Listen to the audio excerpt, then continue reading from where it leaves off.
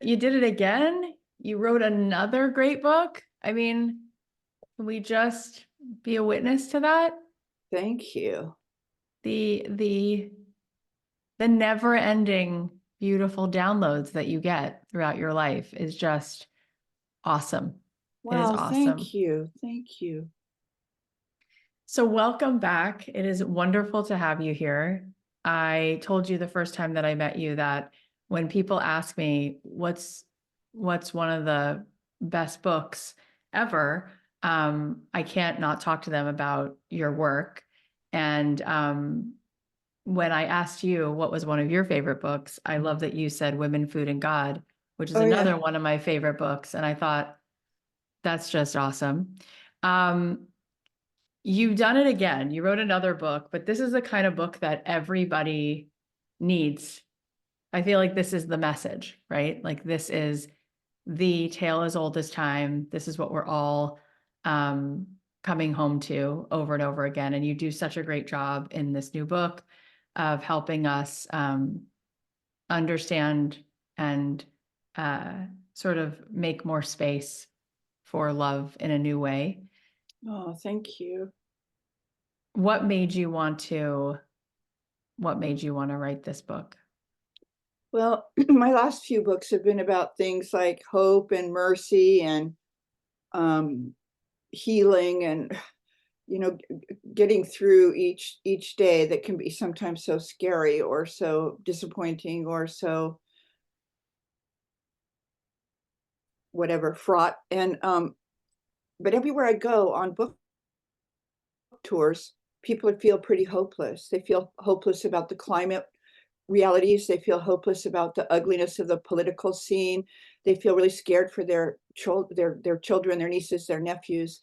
And so I've been trying to write more about the enormous amount of hope there is in the ordinary world, just looking out one's window. But then I started wanting, because I felt this same fear, I wanted to write a book about everything that had ever helped when I was afraid or defeated or in limbo or stuck, that that would be compiled in one place for my son and grandson after I'm gone. And so everything I started to write about everything that's ever helped me come through, that will almost certainly help them come through, whatever the future holds, had to do with love. And so all of a sudden I found myself writing Somehow, which is subtitled Thoughts on Love. I love that so much, and I completely agree that that is definitely the where the thermostat is set um, for a lot of people. And in the book, you say, "Love is our only hope." What does it mean, and how can we know what that really means? Like, how can we fully um, be love or open up to love if in fact that is our only hope? What does it mean to sort of shift our gaze so that love then actually could be a possibility and then can be our hope? Well, you said the word gays, and that makes me think of a priest who helped Bill Wilson get in the beginning of Alcoholics Anonymous in 1935. And this priest was not an alcoholic, but he told Bill Wilson, sometimes I think that heaven is just a new pair of glasses. Mm. And so a lot of the stories in Somehow are about feeling this sense of doom and that the sky is falling, or that a couple of very precious friends were either hating me or losing, about to die.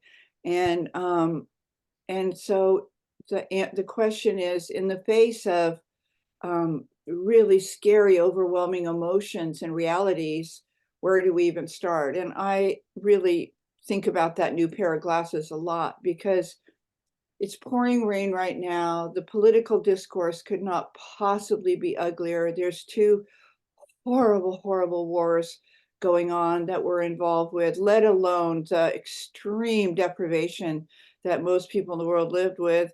And so I can't take a walk. And so now I can tell I'm just gaining, 2 and 3 pounds as I sit here talking to you. But you know what? If I put the better pair of glasses on, right outside my window, there are a ton of daffodils in bloom, and they're so pretty. And my kitten is on the bed, and she wasn't eating for a few days, and she's 9 months old. And so, of course, I went to the equivalent of WebMD at 11 at night and realized she had feline leukemia and was going to die. And so then also the day before that, she got out. She's an indoor cat, and we can hear coyotes. And she'd been out about 20 minutes when I realized she'd been killed, and that we would find, her little body with her head eaten off by the coyote. And I think this stuff, I came from a dysfunctional family, a lot of alcohol, mental illness, affairs, eating disorders, everything. And I automatically have this negative thinking. But you know what? The kitten is fine. And now I'm convinced she's eating too much. She has an eating disorder like I do. And so I could put on the new pair of glasses and look around and just see so much blessing and just so much stuff that I love about life that has always worked and that is working still today. My friend had a terrible court case this morning with somebody with a bottomless pocketbook to fight her. And about 10 minutes before I started talking to you, she had won a really big victory. It wasn't the trial, but she won, and things, if I have the new pair of glasses on, I just get to notice how much works. And when I'm thinking my crazy thoughts about, you know, I always tell people, like, do not go to WebMD after 6 o'clock at night, because Totally. the new name for WebMD should probably be, it's probably cancer, because you go to WebMD and any symptom you have is Yeah. almost certainly deadly, It should be terminal. called catastrophize.com. Right. Yeah. So And yeah, go ahead. it's very well said. And, the truth is that if you picked any date in any time in the history of humanity, there was always going to be things that were going on, whether it was difficulty finding food or what was going on just with different wars around the world. Or I mean, there's always a good reason, I guess, to outsource our well-being and say, there's the reason I can't find it, because there'll never be a shortage of those things. And yet what's happening, what else is happening that you can choose to focus on, right? Like that's our only choice anyway, what we choose to pursue. Right. And in recovery, people are always reminding you of the story of the Native American grandfather who's telling his young grandchild, every morning I wake up and there's two wolves in my head. One is snarling and destructive and dangerous to me, and one is peaceful and nurturing her cub. And and which one are you going to feed? And it's like the scary one is a lot more interesting and caffeinated and mood altering, but it's like I have some choice of what I'm going to focus on. Yeah, no, it's really true. And I think part of it is that even when we have a tremendous amount of bounty in our lives, our systems can be so dysregulated that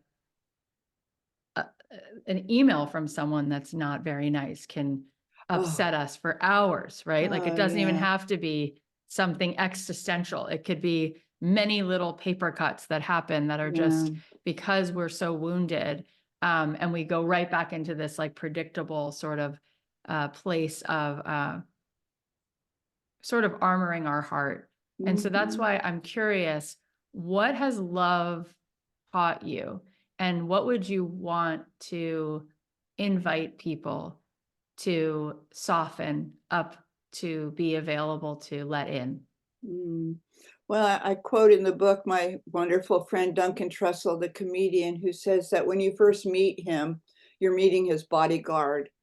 And if you don't do the deep dive into why you need to stay so protected and armored against people knowing you and loving you, then it's going to be really, really hard to feel the beams of love that really are in the world all the time if you are just open to that. But it's scary to let down our armor, because when we were younger, when we got hurt, we got bullied, we got pushed off our bikes on the blacktop. I got bullied because I had really different hair. And but I think it's you make a decision that you're going to take off just the armor that protects your kneecaps and down to your feet, or you're just going to try a little bit. And little by little, you start feeling the warmth of the direct sun. Somehow it's really about all the different realms that are available to us, that have helped me, that have saved me, that have guided me. There's community love, there's radical self-love, there's your best friends, there's romantic love, there's ecstatic love, there's silent, there's quiet love, there's love of the divine, there's love of nature. And I would say those are the main loves that I talk about that have the power to change me. And if I decide to let them, because left to my own devices, I was raised by atheist intellectuals, and the battle cry, sort of the mantra of our family, was figure it out, you know? And so you're supposed to figure out your catastrophic, panicky, grudgy thinking with your catastrophic, panicky, grudgy thinking, and it just doesn't work. That's And right. so it's possible to change channels to feed the gentler wolf, and or to take the action that will get you out of yourself, and so that you can be there for others, which will automatically make you feel better about the whole world. And you know, I think I probably wrote in somehow that if you want to have loving feelings, do loving things. And so when you're feeling really, really afraid and uptight, if you fill a bag of food for the food pantry over in the more impoverished areas of your county, it's going to make you happy. It's going to give you loving feelings because you're providing the love. So there's love now, where before there was just anxiety and drama and trauma, and trying to prepare yourself for what might happen that would be so devastating. So I love that idea, and I love the idea that we can activate it by giving it away, and yeah, that by yeah, yeah. giving it away, we feel that we Mhm. have it. Yeah, same with hope. When you're feeling completely hopeless, if you bring hope to someone, you pack up something really nice and sweet, you re-gift something for your most annoying aunt, and you drive up to where she is, and she has no hope. She's old and really infirm, and has a bad attitude, and has bad political beliefs. And you bring her some hope wrapped up in a newspaper with a pretty ribbon, and you've brought hope into the environment. So now you have some hope. It's so beautiful. I think that one of the things that's really difficult for a lot of women is, without them even being conscious of it, they're so self-critical of themselves, Yeah, and they don't bring enough grace. And I'm yeah. curious, like, what do you want to share about the book, and what the book might point us to with that? Well, there's a story in the book that you might remember, the one with my friend Tim. It's called Camellias, and it's when somebody I am a spiritual mentor for, really turned on me, and at the end of a conversation said, "It's kind of over, and I don't want to turn out like you." And that has been, I'm 70, April Mm. 10th, and that has been the lifelong fear, that if you get to know me too well, you're going to discover that I'm sort of repellent. Deep down, I have a disgusting nature, instead of like the person that everybody loves, and the adorable persona, and the people pleasing and all that. And so that whole story is about, like, now what? But it was pretty much also what the culture tells women and girls about themselves, which is certainly that the most important thing for a woman is to keep her weight down. And then after that, she should understand that her direct value comes from how appreciated and respected she is with men. Hint, hint, it won't be enough. And and it's also an inside job, that the respect that you're desperate for and have been trying to, manipulate or super achieve your way to all your life is it's an inside job. It's you that's not respecting you.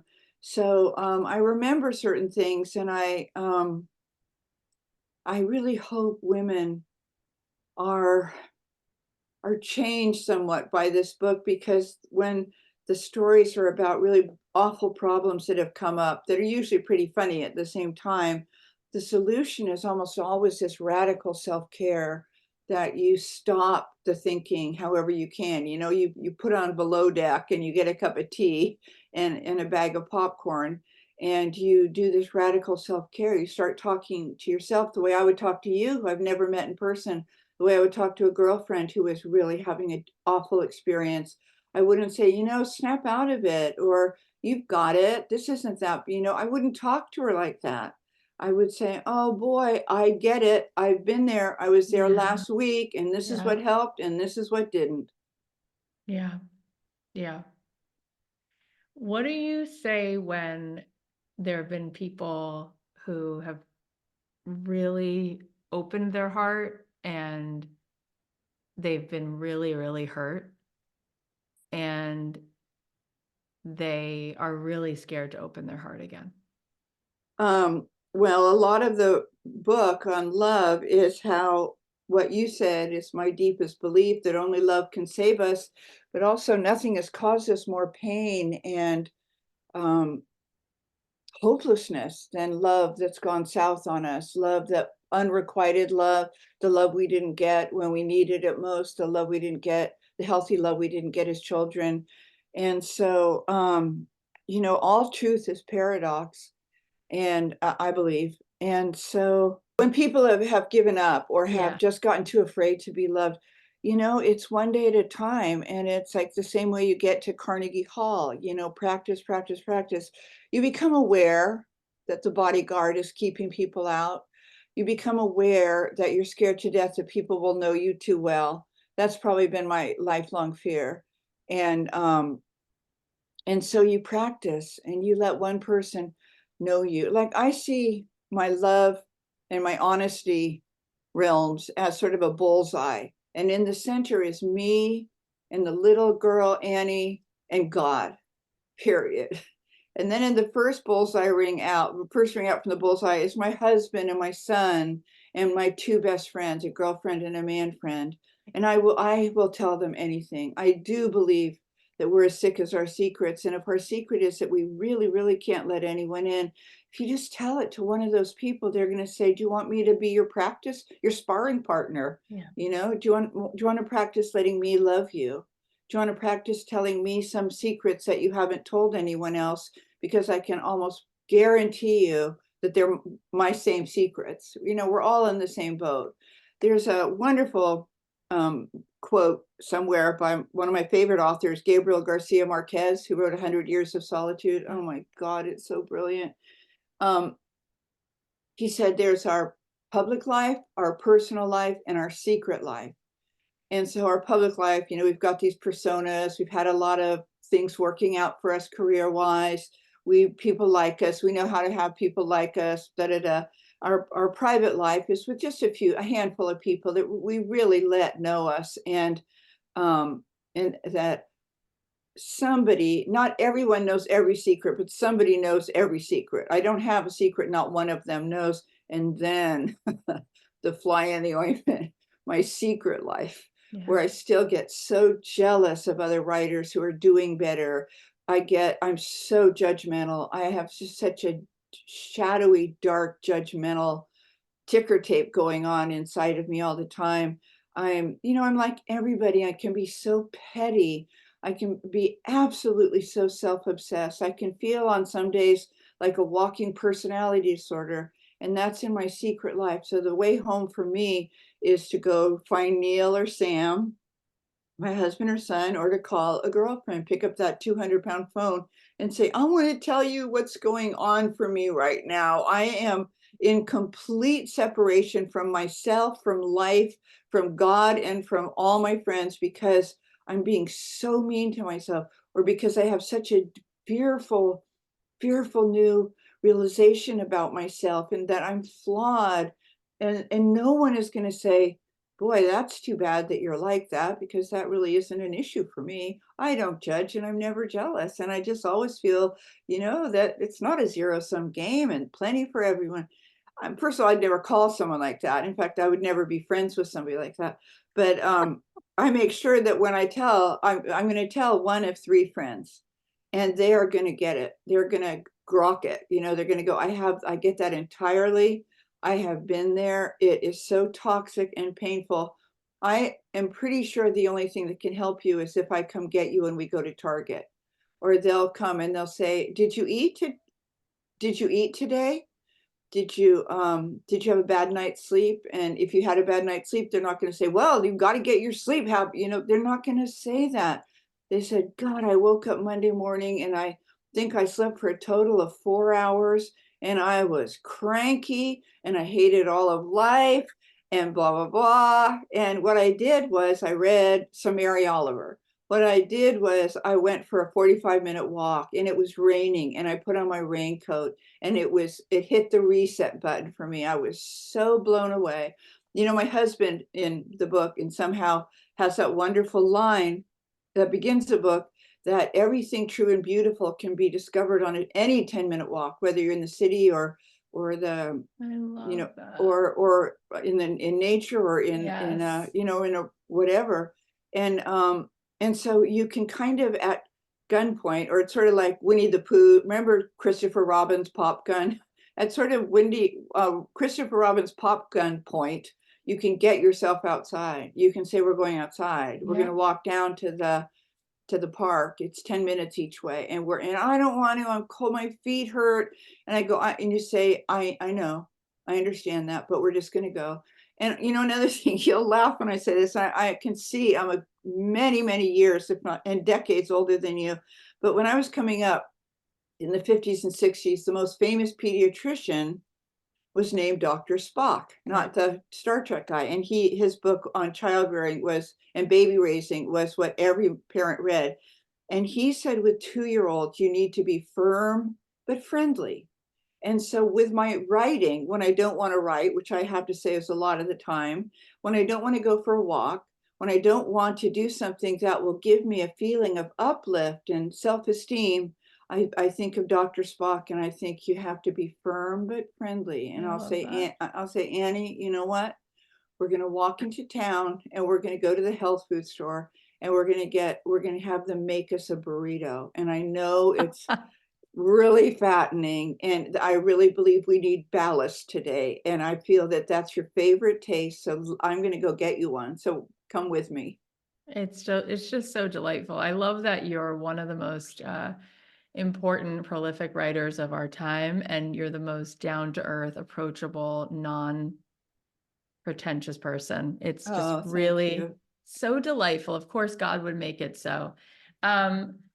You talk a lot in this book about this very beautiful love affair that came later in your life. Yeah. I feel like that gives people tremendous hope. Tell, for anyone who hasn't yet heard or obviously read the book because it comes out in a week or less than a Yeah. week, Yeah. Yeah. how did you guys meet and why do you think at that time in your life you were available for that kind of love? Well, first of all, your listeners can, for free, go online and read Anne Lamott and Match.com. Because what I did before meeting Neil was have a year on Match that was kind of a nightmare, but also I didn't know how to date. I'd always just kind of known who the next hostage was going to be. They're kind of, you look around, maybe you go a year and then somebody appears and then you try to kind of bring them up to snuff and fix them. And um, like they're a project. And so I just learned to date. I learned to have coffee with men. I learned how to say no. I learned to listen to my intuition and my instinct. I learned what I really was not going to settle for. And what I decided during that time was that I wanted a man who I felt I could talk to forever, that we would always, always be able to talk about politics and spiritual matters and books and movies, because those are, and family, those are my favorite things to talk about. And I wanted a man who was so good and so cool that if he were a woman, he'd be my best girlfriend. Because before I'd been with these men and they might have been well known or attractive or whatever, but secretly, if they had been women, they wouldn't have been my best girlfriend. You know, they would have been someone I was glad to run into sometimes. So those were that was my boundary. And so then after about 6 months off of Match, I went back on. There's a Match for older people called Our Time. And I did the same thing. I had coffee with inappropriate men. I'm pretty well known in my county and I look just like me. So men would bring manuscripts, you know. One man asked on our second date if it was too soon to bring a plot treatment, you know. So it was I different. can't. Yeah, as God is my witness. And I said, yes, it's a little too early. And I had really liked him and thought he was funny and cool until then. And then it was like, it will be too soon, this side of the grave, you know.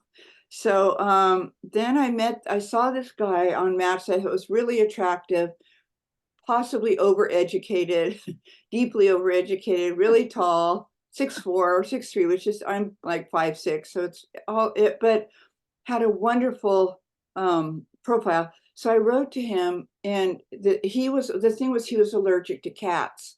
And I love my cat. My grandchild lives here, so I couldn't be at a man's house all the time because he'd need to be here a lot of the time. And so I just sort of let it go. I didn't think of it. Then about 3 months later, I was scrolling through and I saw this really attractive man, possibly overeducated, really tall. And I wrote, and I loved his profile. And I wrote and I said, I love your profile. And he wrote back, you've already rejected me. I don't think I was Jesus-y enough for you. And I wrote back, I said, I could care less, and I mean that literally, whether you are Jesus-y at all. I do need someone who's on a spiritual path. That's just who I am. But I stopped writing because I remember you were allergic to cats. So then he told me he has severe cat allergies, but he has a system of dealing with it. We sleep with a cat. And so I agreed to meet him for coffee. And within about 15 minutes, every single book I had ever loved turned out to be a book that he had read, and sometimes twice. Every movie he had ever seen twice, and possibly more often than that over the last 50 years, was a movie that I had seen more than, you know, and we were just jamming. And we haven't been apart for one day unless one of us has had to go out of town without the other. So it was like, you know, there's a story in somehow, I'm pretty sure. You've read it more recently than I have because I don't read my own work after it's published. Yes, it is in here, I think. About having been doing what women without intervention do, which is to take care of the rest of the world and be flight attendants for everyone in their family and make sure they were tended to and have them be the priority and always be thinking about what they need and how to help them feel better about their lives. Well, one day, it's in the book, so I'll tell the short form. I just lost it. I was just done. I don't know why I hadn't been the day before. And I got in the car and I drove out to the woods about 20 minutes away, and I screamed and shouted and cried the whole way. And I shouted at my son, my grandchild's mother, my brothers, all the people I love most. Said, and my parents who are long dead, said, I am so sick of this way of living where everybody comes ahead of me and I take leftovers. And if an egg yolk breaks, I take the broken egg, which is something my mother had always done. So, and I was it was ugly crying, just ugly, red-eyed, red-nosed, red-faced crying. And when I was done, I drove back home and I parked by the side of the road. And I called my spiritual mentor, whose name I always called her Horrible Bonnie because she was always so optimistic no matter what. And I called her and I just said, I'm just sick of this. I hate this. I'm sick of them. They make me sick. People are sucking me dry. I'm nobody's priority. And there was a long silence. And then she said, the reason you're nobody's priority is because you're not your own priority. And this moment is what we've paid for. Because she'd been mentoring me for 30 years. 30, Oh my gosh. almost how long I'd been sober. I mean, I think I've been sober 37. I think she'd been mentoring me for 35. So she said, this is what you're going to do. You're going to become your own priority. You're going to stop on the way home and get food you really want.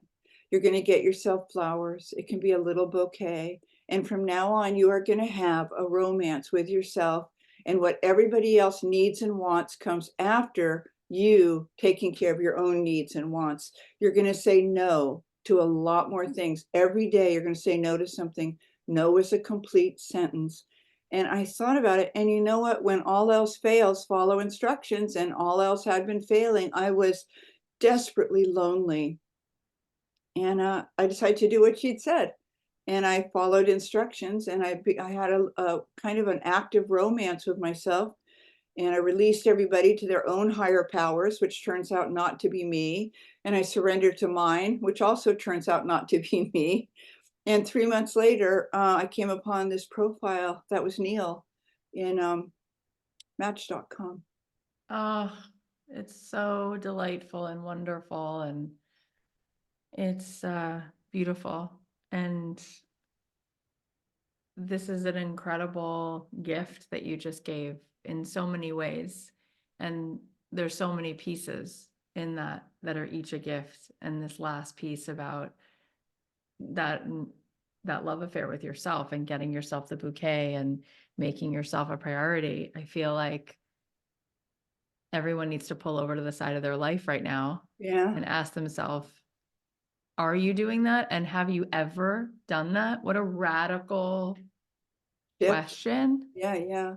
to Mhm. ask is, are you your own priority, and what could happen that would allow you to be?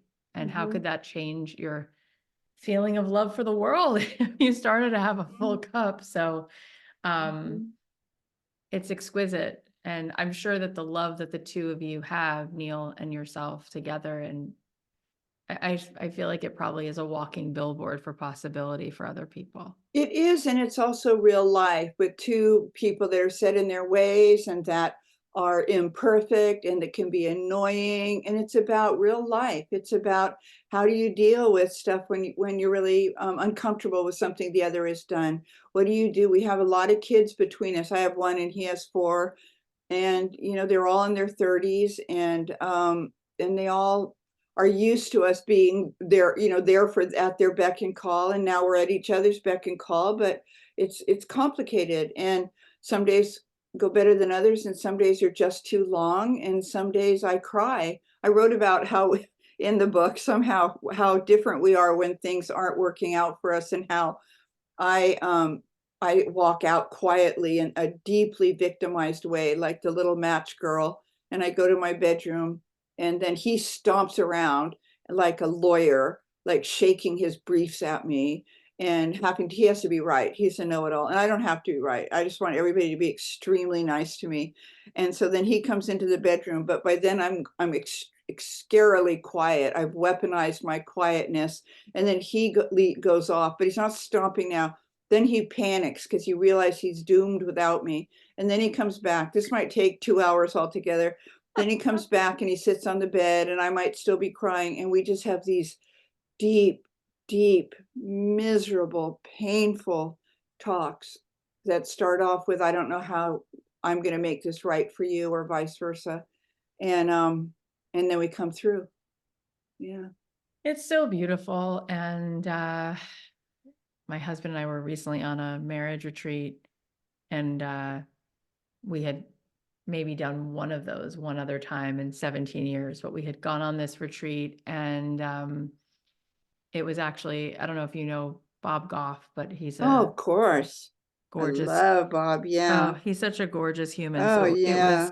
it was a retreat that he runs, and we realized that he said something so profound, which is the love we're looking for in each other is called perfect love that you only get from the divine.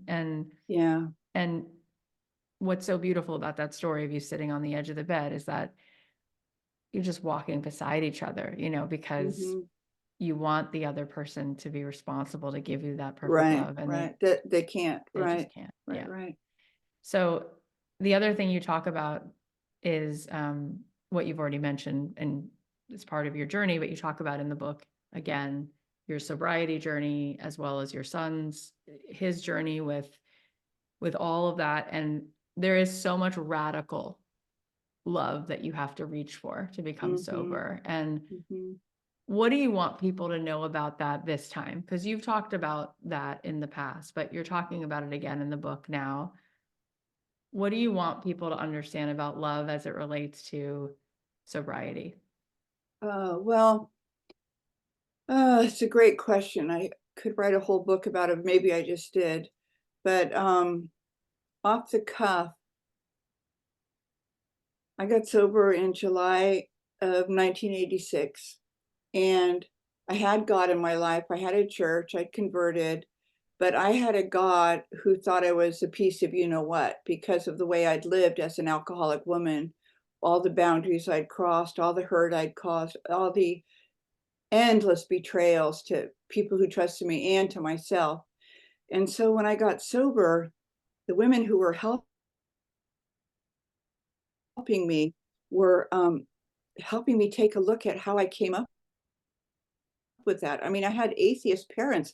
I could kind of come up with any kind of God I wanted to, and I'd come up with one that was extremely disappointed, if not annoyed on most days or disgusted, right? And so I started to do the deep dive into why I couldn't love myself at all. And it really dovetailed with why I didn't think God could love me as is. And little by little, when I was starting to live in a more gentle and esteemable way and not hurting people or myself, little by little, coincidentally, God started to, um, I started to experience God as a friend and as somebody who thought I was great, but obviously needed a lot of help some days. You know, it is hard to get sober. It's hard to be a writer. It's hard to be a parent. I had a little boy. I got pregnant um, about 6 months before my third sobriety birthday, and I didn't have any money, and the man wasn't sticking around. And so Mm, that was a very deep hole, and it was clear to me that God um, was going to get into the hole with me and that was going to provide that divine love through my best friends, my brothers, my spiritual community, my church, my recovery community, and my neighbors. And there wasn't a day that I didn't feel like God was a total show off, that there would be such good news, or I'd get a assignment that was going to pay for 2 months rent, which I'd never done before. And wow. so I think that for me, and I say this a lot in the book, the hard work we do is finding a way to love and accept who we are, and that we came this way and then we were indoctrinated into ways of thinking of ourselves that were totally destructive, that you needed to stay thin, you needed to bring home A's, a B plus was close but no cigar, that you needed to have a personality that men found charming and winsome, that you needed not to do better than men because they wouldn't find you as Yeah. charming and winsome. There were just so many things that you learn to do that were so self-destructive. And so once you start unpacking that and you stop doing them, or you start catching yourself much more early, and in a day or so instead of like my entire 20s, then you have a chance at feeling really affectionate to your perfectly imperfect self. And that's, I think, when we start to understand God as goodness and love and friendly friendship. Mm. It's so beautiful. And it's reminding me that one of the most toxic things to experience is shame. Oh yeah, There's yeah. something about grief and pain that we can be with, even though it's so painful. But there's something about shame that is like a cancer. It's so toxic. Your body Oh can't, yeah. you can't be with it because it's a insistence on not accepting something about yourself. Mm-hmm. And I think that what you just shared is so vulnerable and so radically gorgeous, because if everyone would just set down the shame and understand that there is going to be a brokenness, Mm-hmm. period, Mm-hmm. you're liberated. I You're mean, halfway home. Yeah. yeah. Eugene O'Neill said, man is born broken. The grace of God is glue. And once you understand, you stop pretending that you're not broken. When you start to live in the miracle that you've been issued life and that there's still some some funny, some streaks and some bad thoughts and some ego issues and whatnot, but that you're a work in progress. I just think you're halfway home. And Yeah. then you can start dealing with yourself the way that you would with a close friend. Can I tell you, I know you've read this in my stuff before, but can I tell you the Tom Weston thing about shame? Please, of course. Okay. He's my very dear Jesuit friend who leads workshops. And he told me 30 some years ago, he said, this is what it's like for most American adults. 5 rules. 1, you must not have anything wrong with you or different about you. Right? 2, if you do have something wrong with you or different about you, you really have to correct it or get over it as soon as possible. 3, if you can't get over it or correct it, you just have to pretend it's not a problem anymore. And just, it's like that old thing that used to be. The 4th thing is that if you can't even pretend you've corrected it, you shouldn't show up because it's just so painful for the rest of us to see you in your current condition. And the 5th rule is that if you're going to insist on the right to show up, you should at least have the decency to be ashamed. And I believe for every person I know and every writer I've ever worked with, that is the boulder in the road, is that we agreed to that we tried not to have anything wrong with us, but we knew we're human. Right. We're a mixed grill, we're Right. darkness and light, we're light and shadow. And you tried so hard to get over it. And, I had this kinky hair and I went through probably a 55-gallon drum of dippity-doo in the 60s trying to make it straight. And I did this, and I've tried to keep my weight down, and I've tried to this, and I tried to bring home all, and I did this, and I could not get over the fact that I was deeply human. And then when I showed up, the secret was that I had shame. I created this persona where you might not notice it right away. I was seductive, I was charming, I was successful, I was all those things. But inside I had that feeling, that sometimes vague feeling of shame and sometimes much more acute. So if I were going to tell your listeners and on the book tour, one place to start with the healing journey to a life that is much more expansive and sweet, it would be to start on your own emotional acre, to get off everybody else's emotional acre, close the gate on yours, and start to do the very tough work of learning to love yourself, learning to be a friend to yourself, learning to find some kind of humor in a lot of it instead of that terror that the jig is up, or that now everybody can tell who you are and blah, blah, blah. So I would just start with the journey of self-respect and self-love, because I can tell you, this is my 20th book, and the respect is not out there. That you can have good reviews and you feel like the FDA has stamped your card of approval, and the next day you get bad reviews. I'm going to get bad reviews mixed in with some good reviews.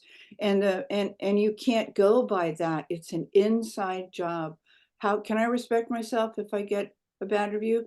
Well, yeah, but I'll probably call my best friend and make her really judge the reviewer really harshly and tear apart their really pathetic and meager career and bad attitude. But Yeah. I would just tell people it's an inside job. Everything you are searching for is already inside you. And what you, like my priest friend, Terry Ritchie, who's just passed, elderly Franciscan, he said, the point is not to try harder. The point is to resist less. Huh.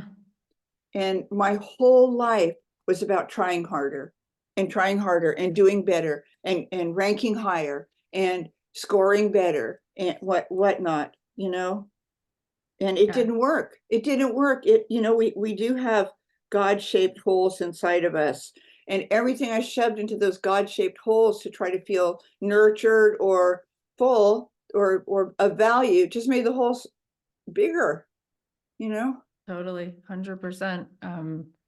For me, I might have mentioned this to you last time we spoke, but it's a long time ago, and you do 1,000 interviews a year.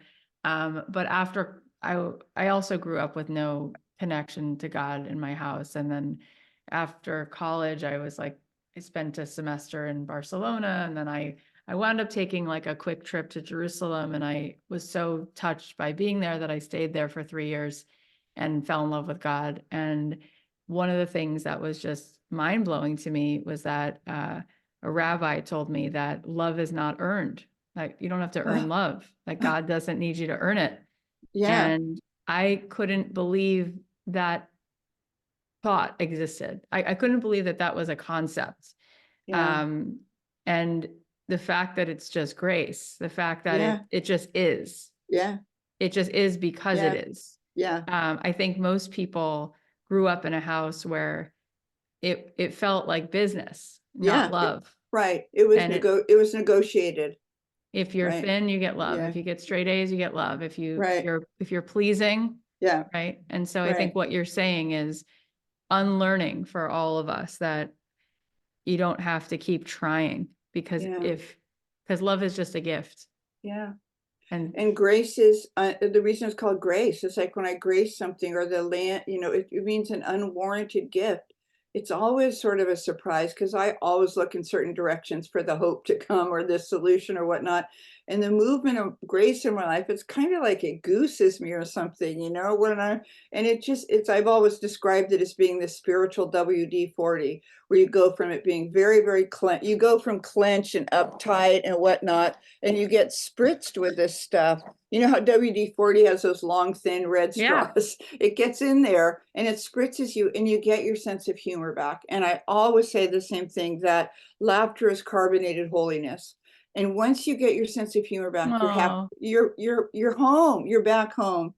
And I wrote, I think you've probably come upon this line. I wrote many books ago that I don't understand the mystery of grace, but it meets you exactly where you are. And then it doesn't leave you where it found you. And mm, but they call it the mystery of grace for a good reason, because it's very mysterious now. yeah. And one other thing that this same rabbi shared with me, he said, God is perfect and we are imperfect, which means he said, God is in awe of us because God doesn't have the capacity to do anything wrong. But the fact that we Yeah, do and we can yeah, choose to do something different is yeah, is awesome, and I never looked at it that way. He's like, that's a greater level, like, than anything, because you have I a know. choice, and Yeah, to know that you can be angry and stubborn and choose to have the yeah, courage that he goes, God is in awe of that. And I yeah, thought, what a cool way to flip it, to look at our yeah. brokenness as something that then gives us this super strength. Um, so your work is just so beautiful. And in closing, what is one message that you hope that you will leave readers with when they walk away with this particular book? Well, I hope it's a handbook for them of how big and juicy and spacious their lives can be if they're not already, and that there are paths to this. There are ways of doing Nautilus for the soul, so you can build up some muscles of courage to maybe join a community, maybe work at the food pantry or at the cleaning up the beaches or mentoring underprivileged kids, or an ecstatic dance community that you've always, you've watched them dance in the park and you've thought, God, I wish I wish I wasn't so shy. And I hope that the book will help you know that you can enter in shyly and kind of pawing at the ground and whispering, but you stick out your hand and you say hi. And that there is so much hope, no matter how afraid you are for the young people in your life, your kids, your nieces, nephews, grandchildren. There is so much hope for the future. First of all, old people like me, have left the young with the most astonishing scientific cache of knowledge and equipment, and they are so brilliant, and they're going to be fine. And that also, certain things have always worked, and they will, no matter what the future brings, and they will later today, and they will in 2034. And I hope that maybe by reading this, some of them will stick with you, and you won't feel that it's just all way too much, because it's not. One day at a time, it's not. You know, I promise you, it's not. It's just beautiful. And we need you so much. So thank you Oh, for being you and for sharing. And I know it's almost your birthday, and what Mm, a beautiful thing for you to stand at the top of the mountain and look back at everything that you've contributed and all that you've journeyed through and how many people you touched along the way. What a beautiful thing to take in on your birthday. oh, thank you so much. What a great conversation. I loved everything you asked. So thank you for having me. You're Yeah. so welcome. And so Okay. just the book comes out April 9th, everybody. And I'm sure that by the time you hear this, you can go get it. So thank you so much for coming on. You're so welcome. I'm sure we'll see you for the next book and the one after that. Oh, thank you. Thank Have you. a God bless. God bless you.